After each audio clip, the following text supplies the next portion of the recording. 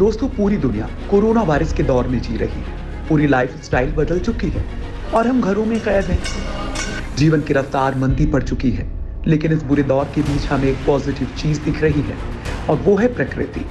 पृथ्वी अपने घाव फिर से भरने में लगी है। इंसान के घर पर रहने के चलते भारत के कई शहरों में प्रदूषण कम हो चुका है। नदियां साफ हो रही हैं, इतनी साफ कि पानी पीने योग्य बन चुका है। इस बीच सबसे अच्छी खबर आई थी कि ओजोन लेयर का छेद भरने लगा है। लिहाजा दोस्तों, हम आपको बताने वाले हैं कि कोरोना का नेगेटिव पॉइंट दुनिया देख रही है, लेकिन जो पॉजिटिव पॉइंट है वो आपको दिखाते हैं कि अगर आपके हाथ से एक चीज छिन रही है तो दूसरे हाथ से कहीं बेहतर मिल भी रही होती है। हम आपको दुनिया के सबसे बेहतरीन जानकारी से रूबरू करवाएं, उससे पहले आप चैनल को सब्सक्राइब कर लीजिए ताकि ऐसे रिसर्च बेस्ड जानकारी आपको मिलती रहे। और कमेंट करके जरूर बताइए कि ये सकारात्मक पहलू आपको कैसा लगा। तो चलिए दोस्तों, शुरू करते हैं। नंबर 1, साफ हो रही है धरती की हवा। भारत में लॉकडाउन के चलते हवा काफी साफ हो चुकी है। सैटेलाइट से ली गई हालिया तस्वीर में दिख रहा है कि भारत के अलग अलग शहर जो भयानक प्रदूषण से जूझ रहे थे, वहां स्थिति शानदार हो चुकी है। प्रदूषण का स्तर बहुत हद तक गिर गया है। सैटेलाइट मैप के मुताबिक 24 मार्च से लेकर 24 अप्रैल के बीच पूरे भारत में नाइट्रोजन डाइऑक्साइड कंसंट्रेशन में तगड़ी गिरावट देखी गई है। तस्वीरों से पता चल रहा है कि प्रदूषण के स्तर में 40 से 50% की गिरावट देखने को मिली है। हालांकि उत्तर पूर्वी भारत में नाइट्रोजन डाइऑक्साइड कंसंट्रेशन अब भी थोड़ा ज्यादा है, क्योंकि ये क्लस्टर पूरी तरह से कोल बेस्ड पावर प्लांट से लिंक्ड है, जहां भारत का सबसे बड़ा पावर स्टेशन विंध्याचल सुपर है। पावर प्लांट और गाड़ियों से नाइट्रोजन डाइऑक्साइड सामान्य तौर पर निकलता है। इससे पर्यावरण बहुत दूषित होता है। ऐसे में लॉकडाउन के बाद इसमें बड़े पैमाने पर कमी देखने को मिली है। नंबर 2, भर रहे हैं पृथ्वी के घाव। अगर लॉकडाउन में कुछ अच्छा हुआ है तो वो है प्रकृति की दिन प्रतिदिन बेहतर होती तस्वीर। सबसे अच्छी खबर यह है कि ओजोन लेयर का छेद भरने लगा है।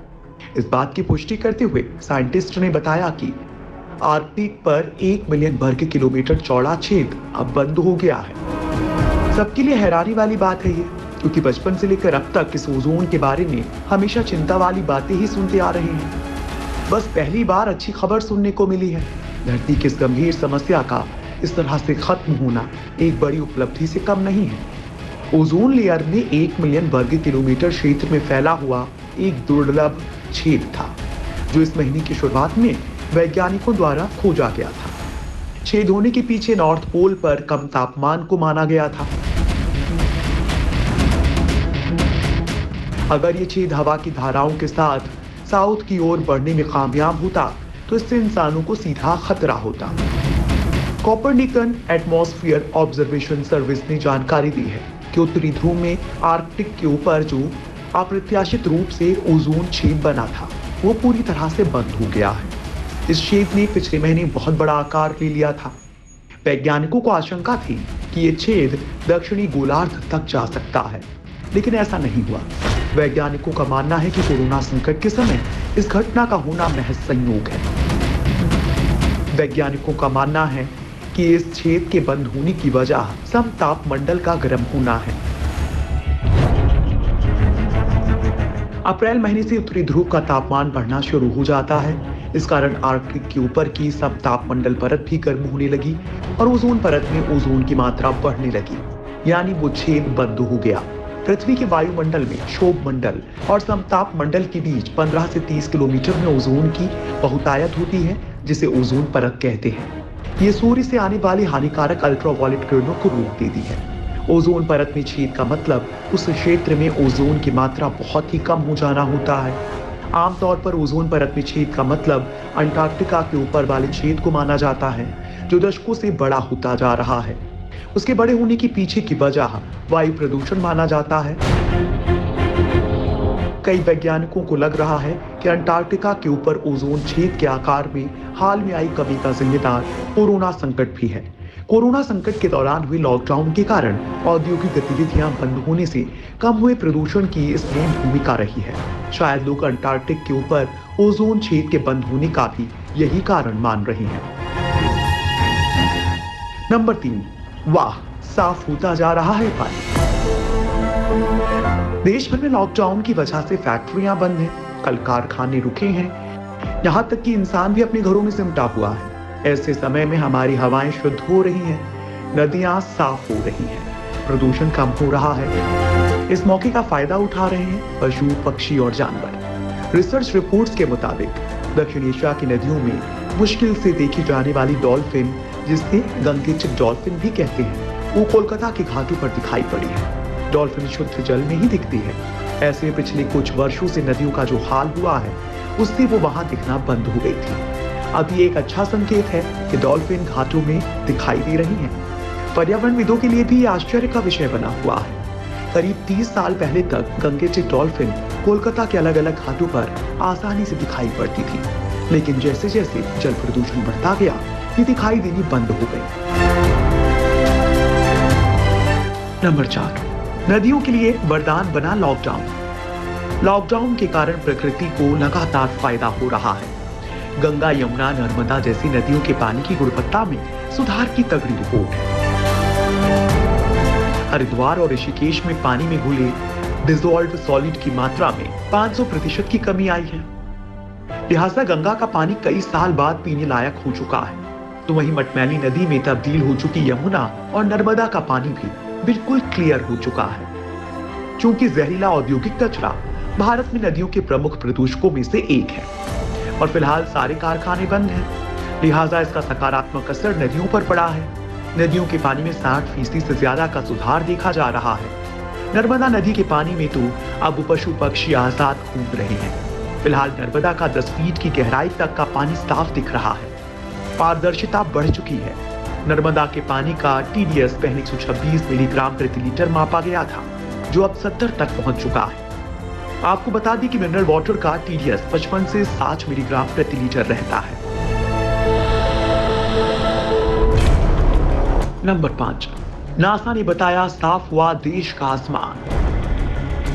नासा के एक सैटेलाइट ने पिछले 20 साल में उत्तरी भारत में सबसे कम एरोसोल स्तर मापा है और इसके पीछे सबसे मुख्य वजह मानवीय गतिविधियों का कम हो जाना है।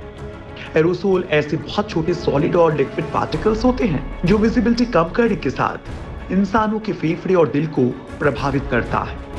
इंसानों द्वारा बना एरोसोल प्रदूषण के घातक स्तर को बढ़ाता है। इंसान फसलों को जलाकर, जैविक ईंधन जलाकर ये पैदा करते हैं, जबकि ज्वालामुखी, जंगल में लगी आग और आंधी आदि से प्राकृतिक एरोसोल पैदा होते हैं। नासा ने मैप के जरिए इस स्तर को दिखाया है। इसके लिए साल 2016 से 2020 के मार्च 31 से अप्रैल 5 तक की अवधि में तस्वीरें ली गई हैं। एरोसोल ऑप्टिकल डेप्थ के डेटा को नासा की विराट सैटेलाइट के मॉडरेट रेजोल्यूशन इमेजिंग स्पेक्ट्रोवेटोमीटर यानी कि मॉडीज द्वारा लिया गया है। नंबर 6, 75 साल में पहली बार साफ निर्मल धरा। वर्ल्ड हेल्थ ऑर्गेनाइजेशन के अनुसार हर साल दुनिया में प्रदूषण के चलते 7 मिलियन लोगों की मौत होती है।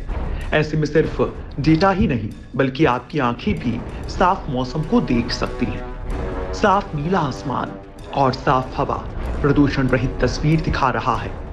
लॉकडाउन के चलते कई शहरों में प्रदूषण में भारी गिरावट देखने को मिली है। इस दौरान सड़कों पर वाहनों की कमी और पावर प्लांट्स बंद होने के चलते हानिकारक PM 2.5 और नाइट्रोजन डाइऑक्साइड में कमी देखने को मिली है। भारत के जो 21 शहर सबसे ज्यादा प्रदूषित थे, लॉकडाउन के चलते वहां प्रदूषण 80% तक कम हो गया है। वहीं वैज्ञानिकों के मुताबिक धरती इतनी साफ इससे पहले द्वितीय विश्व युद्ध के दौरान हुई थी। इसका मतलब है कि पृथ्वी 75 साल में सबसे ज्यादा साफ हुई है। इस साल कार्बन उत्सर्जन में 5% की गिरावट आने की उम्मीद है।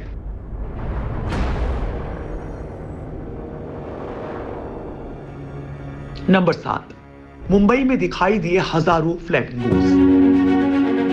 लॉकडाउन का एक फायदा यह भी हुआ है कि सड़कों, शहरों में जानवर और पशु पक्षी आराम से घूम रहे हैं।